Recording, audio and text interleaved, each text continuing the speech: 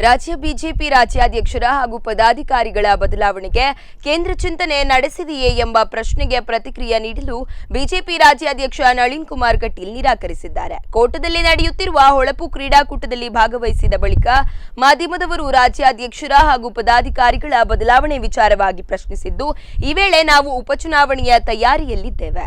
ನಮ್ಮ ಗುರಿ ಉಪಚುನಾವಣೆ ಗೆಲ್ಲುವುದಷ್ಟೇ. ನಮಗೆ ಈ ಬಗ್ಗೆ ಕೇಂದ್ರದಿಂದ ಯಾವುದೇ ಸೂಚನೆ ಬಂದಿಲ್ಲ ಎಂದು ಹೇಳಿ ತೆರಳಿದ್ದಾರೆ.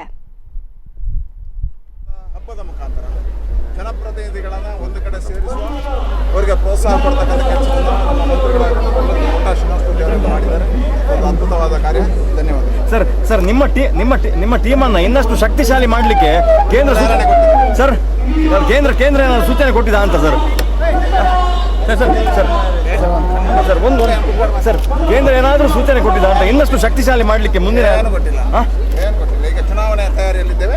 ಅದೇ ಈಗ ಯೋಚನೆ ಸರ್. ಅದೇ ನಿಮ್ಮ ಟಾರ್ಗೆಟ್. ಕೇಂದ್ರ ಏನಾದರೂ ಸೂಚನೆ ಕೊಟ್ಟಿದ ಅಂತ ಸರ್?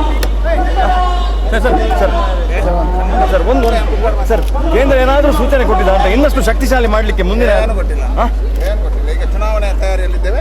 ಅದೇ ಈಗ ಯೋಚನೆ ಸರ್. ಅದೇ ನಿಮ್ಮ